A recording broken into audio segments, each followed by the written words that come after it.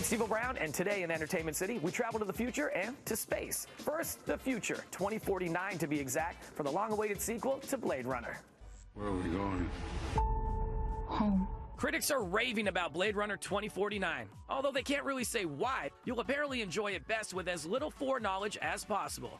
Of course, we do know the film returns to Los Angeles of the future, as Ridley Scott's 1982 original did. It's 30 years after the events of that film, with a new generation of replicants and Blade Runners, plus one of the old guard, of course. What do you want?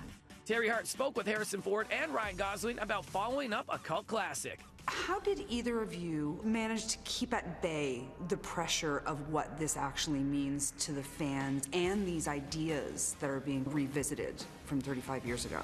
I think I felt the pressure more on set to make sure we were capturing the potential of what we were making. It was so massive in scale and yet so intimate and personal at the same time. I didn't feel pressure. I felt encouragement from the fact that over 30 years the film had gained such acceptance, such an influence on the culture. You know, I felt supported by that rather than concerned about it. Yeah, that's what I was saying. He killed you on that answer. I'm sorry. Yeah. I'm learning. I had your job once.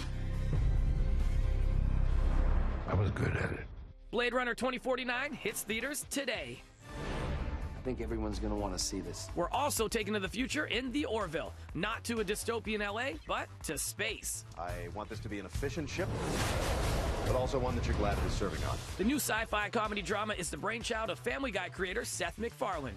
We spoke to him about the Orville's relation to Star Trek. Some call it an homage, some call it a spoof. Here's what Seth says. I'd be lying if I said there weren't elements of love for that show. I mean, you know, we try to pluck tropes from everywhere and kind of infuse them with something new. You know, I grew up as a fan of all sci-fi. You know, nobody did it better than Star Wars and Star Trek. So anybody who does a sci-fi show is going to be influenced by those franchises. I think we're just a little more obvious about it. You know, you have Seth MacFarlane, who is the biggest Trekkie of all time. There's definitely a head nod to it. There's, you know, a tip of the hat. Can I have one of these mints? Those are marbles. We're giving you one last chance. Catch new episodes of The Orville every Sunday on City. For Entertainment City, I'm Devo Brown.